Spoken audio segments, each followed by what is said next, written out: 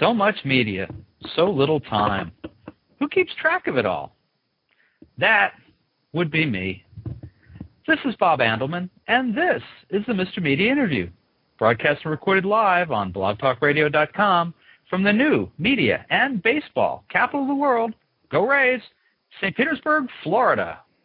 The car is cooler than before, the star is younger, the women are more beautiful. Val Kilmer is the new voice of KITT, the super talking car, and, well, what else do you need, really? Joining me today is Gary Scott Thompson, showrunner and executive producer of the new Knight Rider. He was also the creator and executive producer of a show I liked a lot, Las Vegas.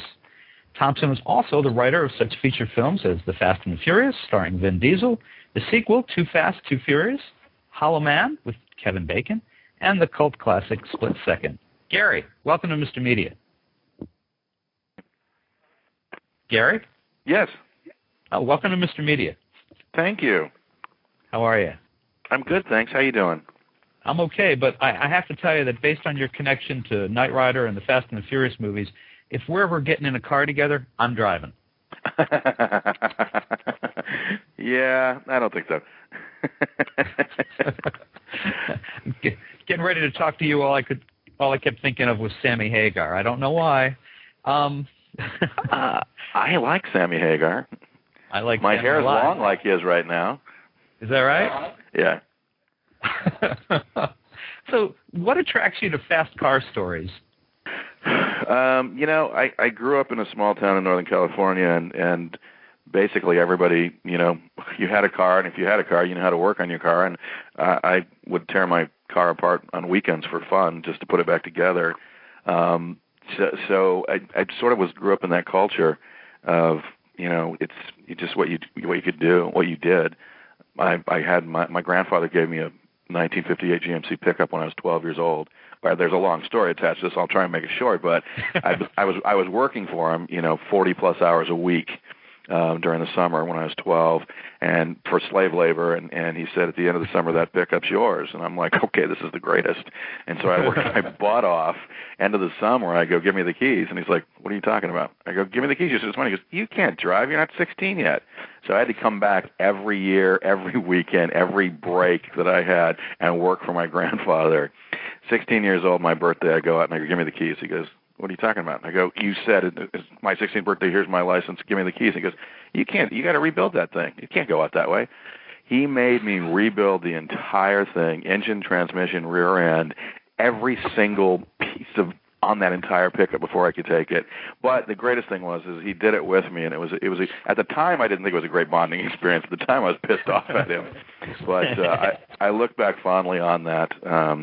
And then, I had a 64 Cadillac that we used to take mud running, and a 64 Rambler that I blew up that was, they were junker cars that we got and just beat the crap out of. I never really had a new car until I was an adult. So, but everybody, you always got a car and you fixed it up as best you could. Mm-hmm. Well, so you're not coming.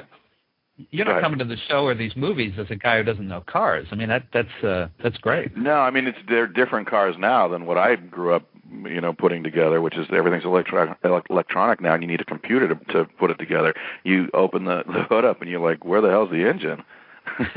It's funny because I just saw the hydrogen car the other day, and that thing's so cool looking. Oh yeah, it's pretty neat. It's what does KITT run on? I didn't think about this. What does the new KITT run on? Well, they established in the 2-hour, which I wasn't part of, that he had some sort of a hybrid engine, but I don't think they really said exactly what it was. And we've at this point, it's funny because when the show started when there was a massive gas crisis, and the first thing I said was, oh my God, this is not good because people can't afford gas, and we got a car driving around at 300 miles an hour chewing up gas. So he doesn't run on gas, guys. We know on the show what he runs on. We've avoided it because we have a storyline coming up where we talk about what his whole propulsion is and everything. So I can't give that away because it's a storyline. Now, is the car sponsored? I mean, is there an official tie-in with the car and the manufacturer? No, it's a Ford Mustang. I don't know if there's an official tie-in. They don't make a Trans Am anymore, which is a lot of people. Why isn't the Trans Am? It's like, because they don't make it. Well, why didn't you go with another Chevy vehicle? Because Camaro's already taken by Transformers. And it was like the last of the iconic muscle cars that spans the generation from the original series until now. And the Ford Shelby, the GT is it's pretty awesome looking. The deal, whatever deal was made between Ford and NBC was pre-me. It was made during the 2-hour. I came in to take the show to series. I had just finished the show I created called Las Vegas that ran for 5 seasons, and basically went down because of the writer's strike.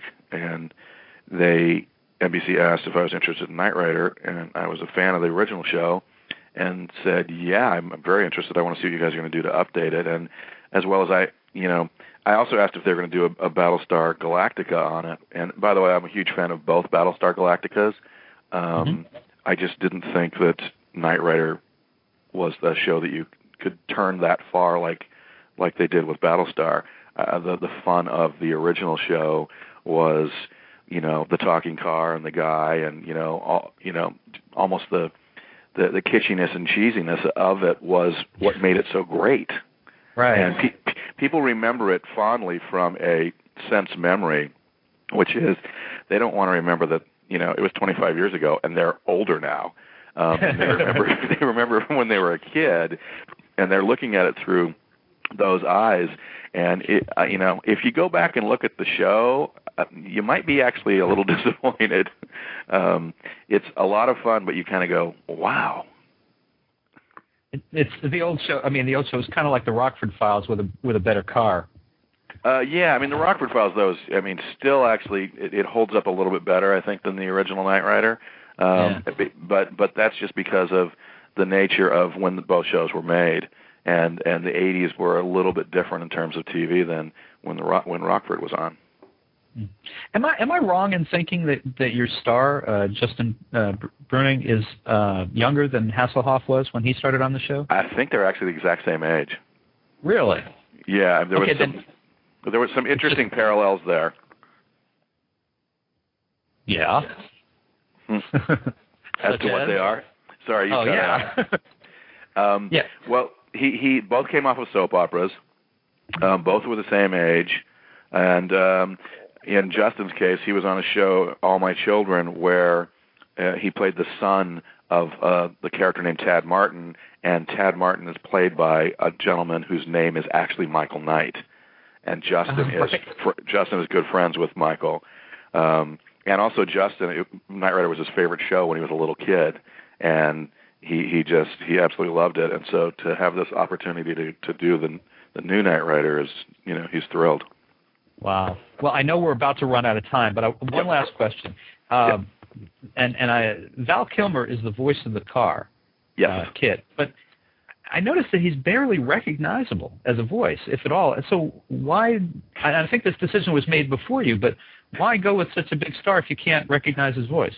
It's interesting. It was made before me, but the decision, coming in here to do the series was that Kit will actually, people keep saying learn. It's not so much learn as he's going to, through the course of the season, start to take on more and more human attributes. And Val, as an actor, is someone who we can start there. And as you just said, hardly recognizable. You will start to recognize him as we go through the course of the season. And that was a plan that we had to get him, in some ways, to become more human than the humans that are on the show. Very good.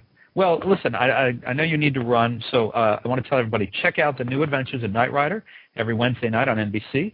And you can also do what I did, catch up on the episodes you've missed for free at NBC.com. And, yes, you can. Yeah, Gary, it was great to have you. Come back when you can spend more time, and thanks very much for joining us on Mr. Media. Thank you so much. All right, take care.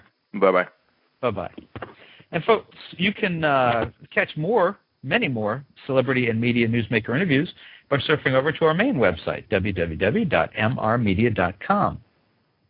That's where you can listen to my earlier conversations with Billy Bob Thornton, Cheryl Hines, Jeff Garland, Robert Schimmel, Bruce Davison of Knight Rider, and Kirk Douglas, among many, many others. And please think about writing an online review of Mr. Media, casting a vote for Mr. Media, or marking Mr. Media as one of your favorites, whether you listen on Blog Talk Radio, digitaljournal.com, Podcast Pickle, Vox, Folio, Mediafly, Podfeed.net, Blueberry, Zencast, Odeo, the Kindle Reader, or iTunes. And if you've got an idea for a guest, email me directly at bob@andelman, ANDELMAN.com. Thanks so much for joining us today. I always appreciate when you take a little time out of your day to spend it with us. Come on back, everybody. Bye-bye.